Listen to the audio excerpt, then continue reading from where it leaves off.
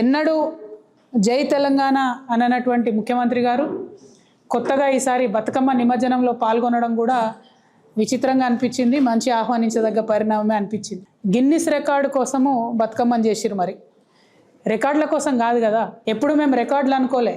ఎందుకంటే ఇప్పుడు కాదు, ఉమ్మడి ఆంధ్రప్రదేశ్లోనే కోటి బతుకమ్మల జాతర అని చేసి బొడ్డెమ్మ నుంచి మొదలు పెడితే బతుకమ్మ వరకు 28 రోజులు కోటి బతుకమ్మలు తెలంగాణ అంతా చేసినాం. కానీ గిన్నిస్ రికార్డు కోసం చేయలే, తెలంగాణ రాష్ట్రం రావాలని చేసినాం. మొదటి నుండి తెలంగాణ సంస్కృతిని నిలబెట్టుకోవాలని పోరాటం చేసిన సంస్థ, ఆరాటపడ్డ సంస్థ తెలంగాణ జాగృతి. కాబట్టి మరి ఏదైతే కేవలం 10,000 మందితో బతుకమ్మ రికార్డు చేసి ఒక రకంగా తెలంగాణ మహిళలను అవమానించారని మేము భావిస్తూ ఉన్నాం.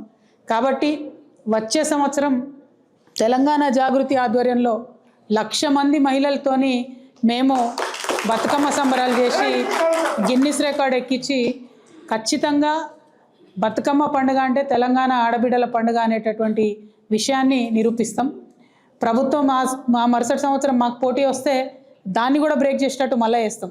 అల్టిమేట్గా మా ఆలోచన ఏంటంటే తెలంగాణ తల్లి బొమ్మ ఎవరు పెట్టిరంటే తెలంగాణ ప్రజలు పెట్టిరన్నట్టు రావాలి, కానీ రేవంత్ రెడ్డి గారు పెట్టినని వచ్చే విధంగా వారు ఏదైతే ఈ కుట్రలు చేస్తూ ఉన్నారో వాటిని ఖచ్చితంగా ఎదుర్కోవడానికే ఈ ప్రయత్నం చేస్తాం. వచ్చే సంవత్సరం 1,00,000 మంది మహిళలతోని తెలంగాణ జాగృతి ఆధ్వర్యంలో ఖచ్చితంగా హైదరాబాద్ నగరంలో చేసి చూపిస్తామని సందర్భంగా ప్రజలందరికీ కూడా తెలియజేస్తూ ఉన్నాం.